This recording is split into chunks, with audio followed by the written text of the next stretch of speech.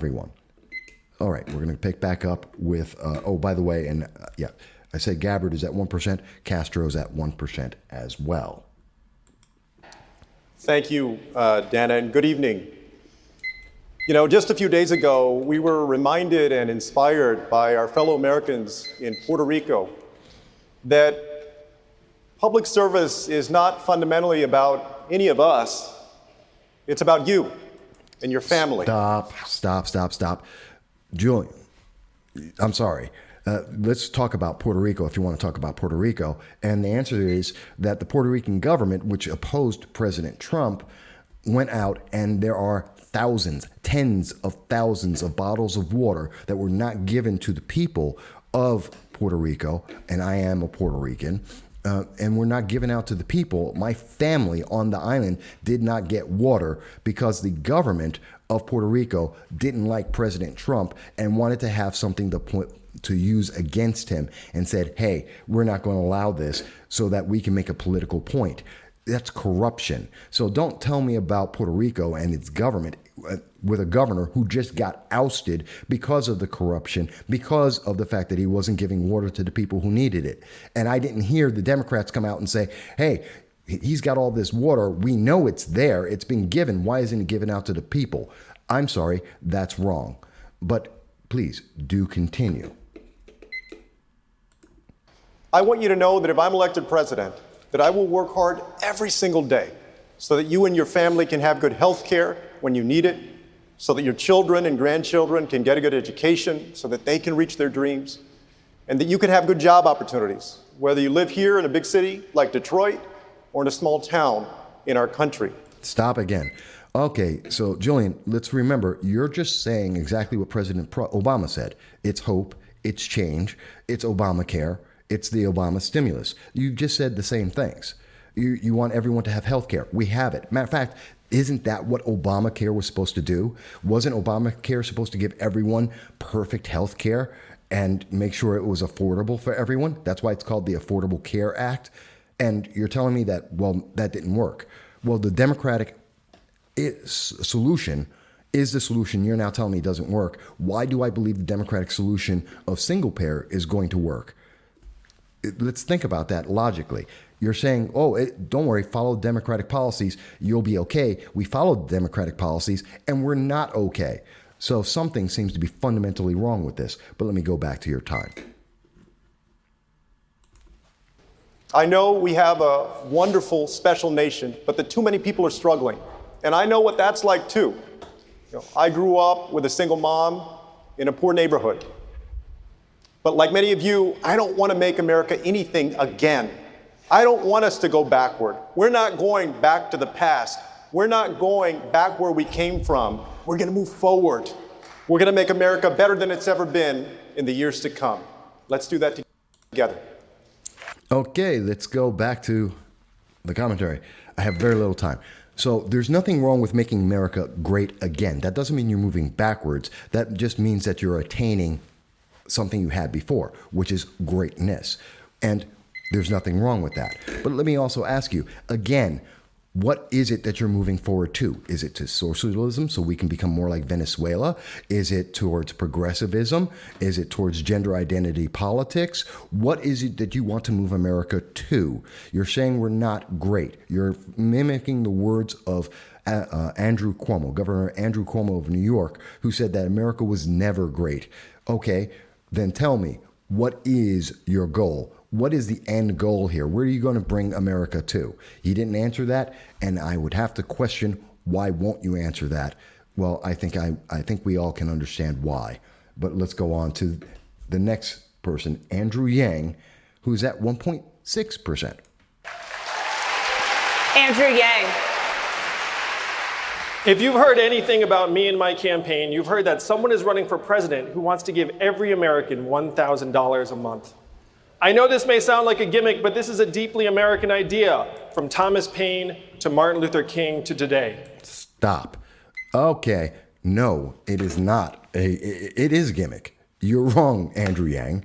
It is a gimmick by your own definition. Matter of fact, if anyone looks up his campaign or listens to him answer a question about this campaign, is everyone in America going to get $1,000? No, you are not. It is based on your income. It is based on your job and your need. And even if you're getting government aid right now, that means you don't get $1,000. It means he's going to cut that number. If you're getting no government aid and you have a certain income, you will get a portion of that. No, he's not giving $1,000 to everyone. That is a lie. He is misrepresenting his own policy, and I will go back to his time. Tell you why we need to do it and how we pay for it. Why do we need to do it? We already automated away millions of manufacturing jobs, and chances are your job could be next.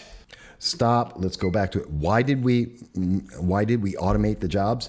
In particular, like in fast food, like at McDonald's, because of minimum wages, because of requirements and regulations by Democrats on private business, which is why private business under President Obama had an 8-year decline and failed, because you prevented people from being able to create businesses like manufacturing that would allow people to be employed. So let's get this straight. It's your own policies that you're promoting that have been the one that did the damage.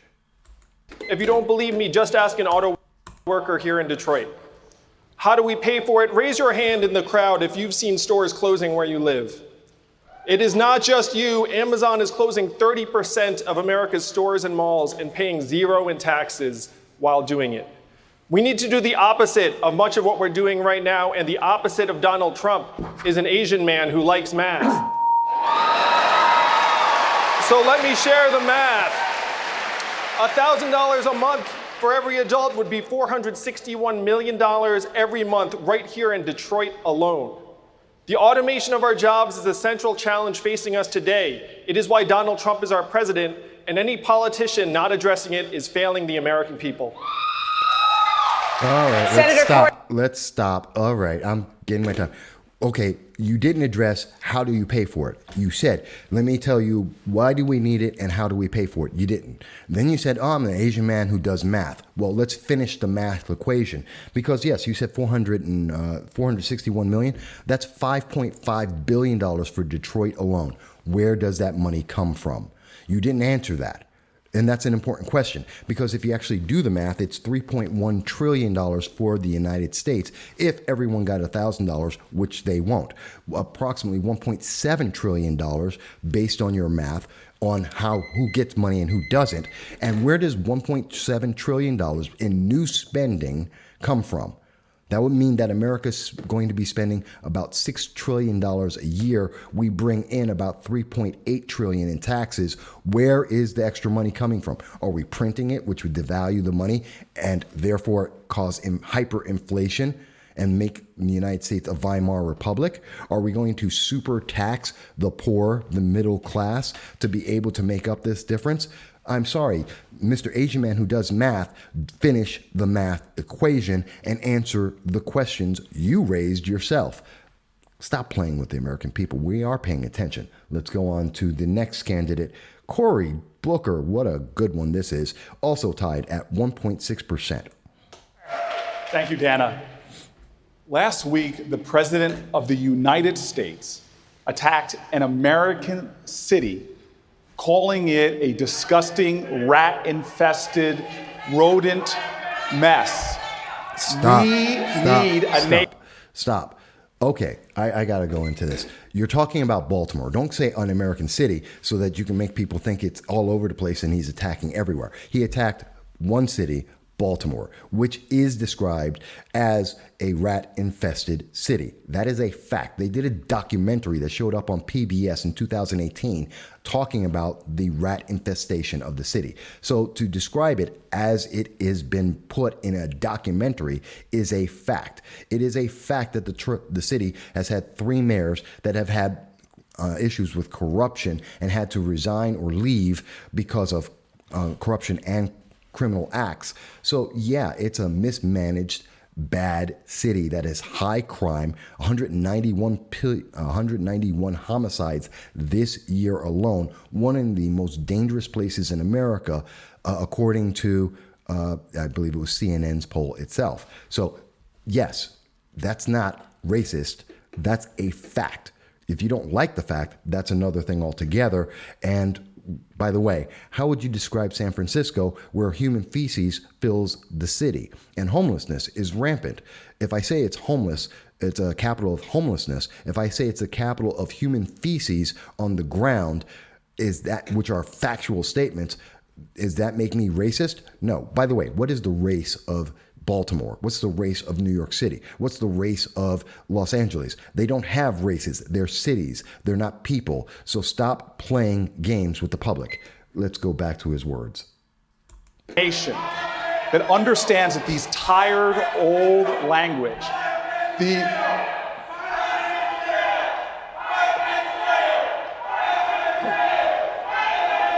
Stand by, Senator. I will stand by. Put him in jail for what? What crime did he do? Please stand by. Where's the crime? There is no crime.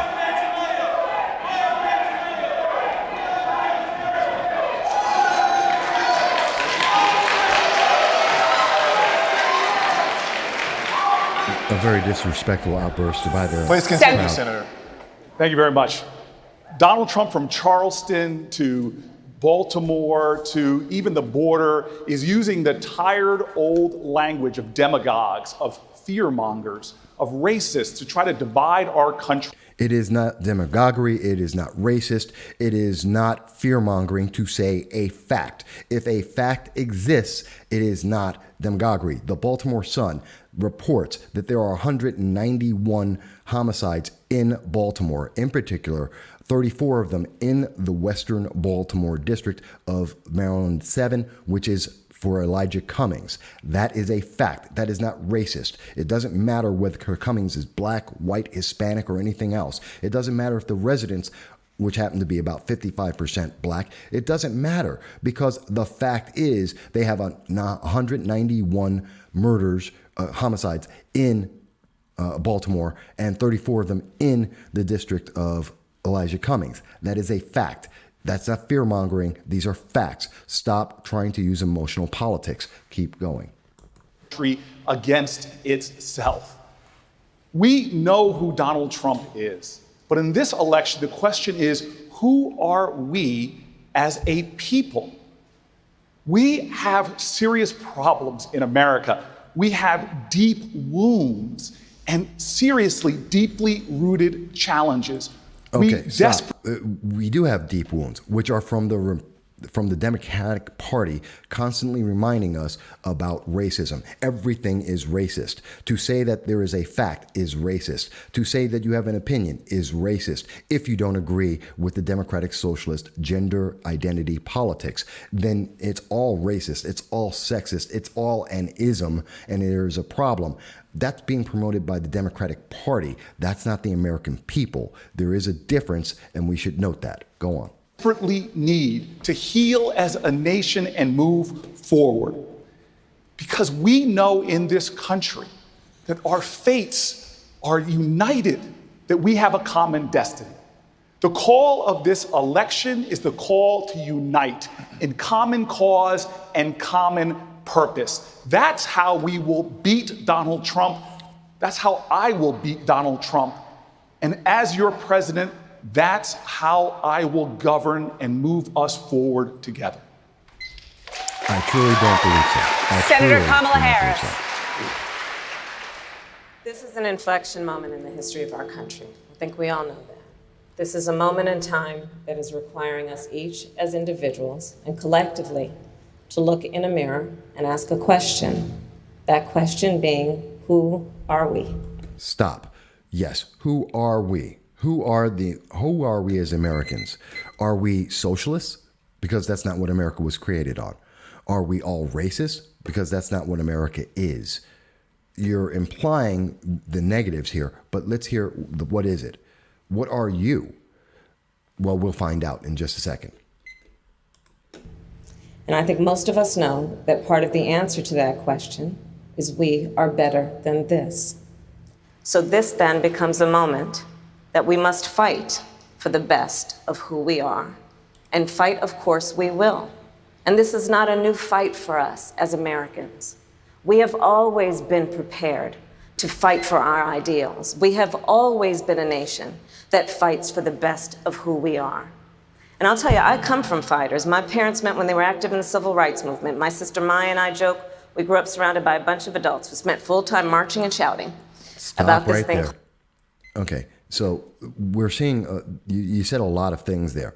Has America been a nation where we've always tried to move forward? Absolutely. Where we've tried to achieve things? Absolutely. Where we try to get equality? Absolutely. That's why women got the right to vote here in America, while many places in the world didn't have it, and even to this day still don't. That's why slavery ended in America, while around the world, even today, it still exists. So yes, America tries to achieve the best. That doesn't mean that where you're trying to take us towards progressive gender identity politics is a positive, and that's what she started off with, identity politics.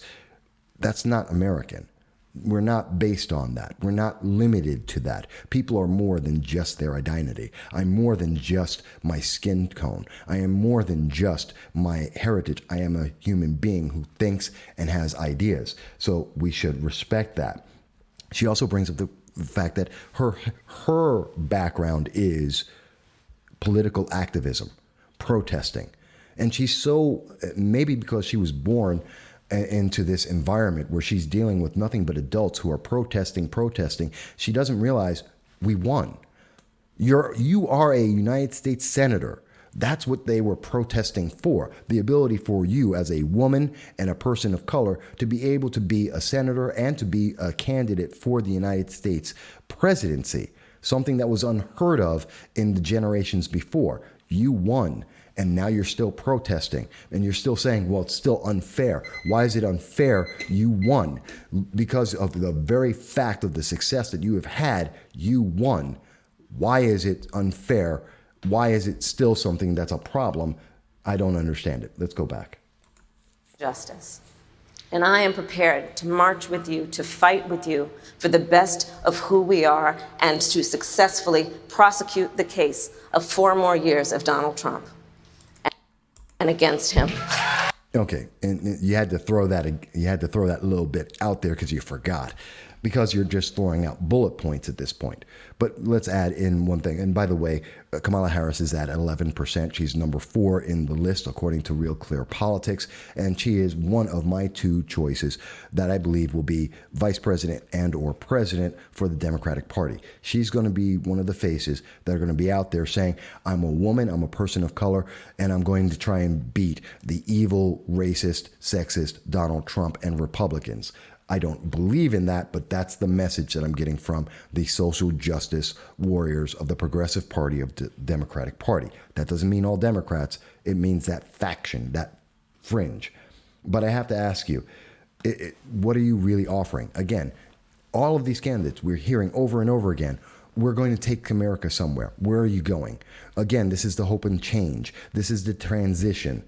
You want to move forward. Where are you trying to take America to? You want to prosecute people for winning an election that you didn't like. What, we should prosecute you too? I say this, there's a lot of problems, but we'll go on because we're almost done. Vice President Joe Biden. Tonight, I think Democrats are expecting some engagement here, and I expect we'll get it. I'm running for president to restore the soul of this country. You know, we have a president, as everybody's acknowledged here, every day is ripping at the social fabric of this country. But no one man has the capacity to rip that apart. It's too strong. We're too good. And I agree with part of what he just said. I agree that America is too strong. We're too strong a nation for any one person. And that's why it's not Donald Trump. It's all of the news stations, MSNBC, CNBC, CNN, ABC, CBC, essentially 90% of all the news media and the entire Democratic Party and all the Democratic candidates for the presidency, they're all beating up on our president every single day. And that's what's destroying the social fabric. People like Representative Ilhan Omar is destroying the fabric of America. People like Alexandria Ocasio-Cortez are destroying the fabric of America.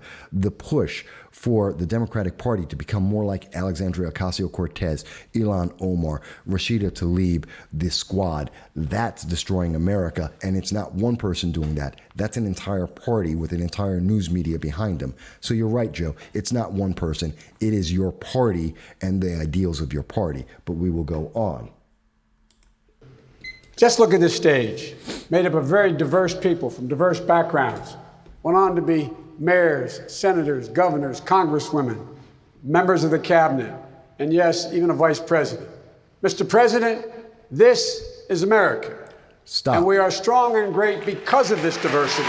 Well, yes, America is great because it's diverse. I agree with you there. But who's on that stage? A bunch of rich elitists. They are not the average American. They don't make the income of the average American. Many of them have done nothing but be in government all their lives and not hold a real job. That is not America. And guess what? The diversity of America, if America is a success because of diversity, like with Kamala Harris, then why are we saying that America is not diverse based on your policies? Your policies are saying that there's a need for social justice because America is not fair. But yet you're pointing to a stage and a party that you claim is actually diverse, and you can't have both. And we're hearing this from the rich, white, old male that your own party hates. Your party hates rich, white, old, straight males. That's what you are, Joe. And you're telling me that somehow you're going to represent your own party that doesn't like you? I don't understand it, but let's go on. Mr. President. Not in spite of it, Mr. President. So, Mr. President, let's get something straight. We love it. We are not leaving it. We are here to stay, and we're certainly not going to leave it to you. Okay. So those are the final words of the debate, and let's remember something. He's talking directly to President Trump. He should be talking directly to the nation, not just Democrats, not just social democrats, not just progressives, but the nation. But that's not what he's doing. And he's pushing an ideology that really isn't even his own. Because to be fair, you're looking at more of he's more of a, well, not a moderate, but he's not a progressive. He's not a social justice warrior, which is where his party is going to. We've heard Tom Perez, who's the Democratic National Committee chairman, saying that that's where he wants to take the entire Democratic Party, towards socialism, towards communism. So we hear Biden, and he's an outlier. He's foreign, and that's why he's been falling in the polling, and why we're seeing Elizabeth Warren, a fake American Indian, moving up, and we see Kamala Harris moving up, a woman of color. So I stand by my position. Now, I do want to say that I believe at the end of the day that we are still going to see that on this stage, 4 people are going to be gone before September. That's going to be Bill de Blasio. Bill de Blasio may stick around because he has his own money, but he may be out before September. We're going to see Bennett. We're going to see Inslee. We're going to see Gillibrand. They're all going to drop by September. And in particular, I think Jay Inslee, within a week, is going to be out of this race. He's probably the next one out, following Eric Swalwell. I think that Michael Bennett is going to be following him very, very quickly. You'll probably see Gillibrand not too far behind. I think that after September, unless things change, you're going to see Castro, you're going to see Yang. They're going to be out of this race. Booker is not too far behind. He's been falling down over and over again. He's been consistently for the last 7 months at 2.3%, and now he's down to 1.6. He's failing. He's not winning. Did he do well in the debate? Sure. He doesn't have national interest. None of them have national interest except for Joe Biden, who's an old, white, rich male, straight, which the party hates.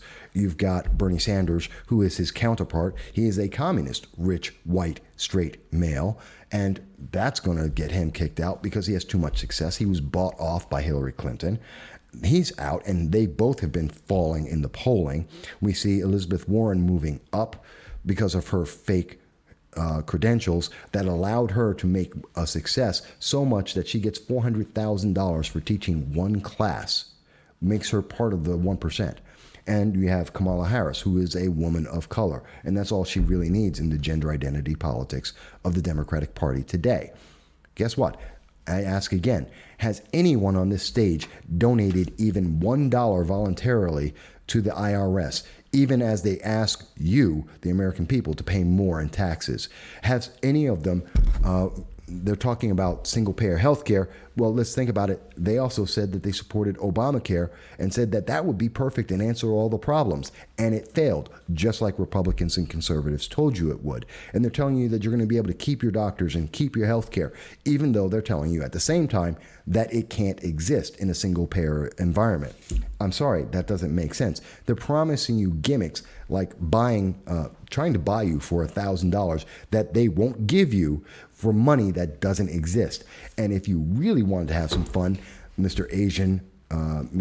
Asian who does math, which I think is, according to your party, a racist statement, then I have to say, guess what? Let's do the math. Add up all the money from the free college, free education, free health care, paying people a higher minimum wage, paying people a guaranteed minimum amount, a national income. And when you take that into account, you're looking at trillions of dollars more than the trillions we spend. You're talking about $10-20 trillion a year. If you were to do all of that, you're talking about $10 trillion. We don't have it. Where is this money coming from? Are we going to do what Alexandria Ocasio-Cortez, the brilliant economist with an economy degree, and just print money? Is that stupid?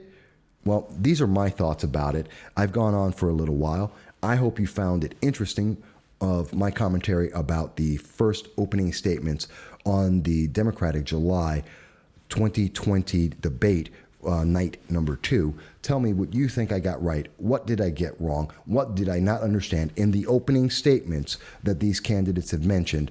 And tell me, where do you stand with that? Do you think I'm right that Kamala Harris, Elizabeth Warren, they're the two candidates that'll either be president or vice president? Do you think that it's going to be all women versus Trump?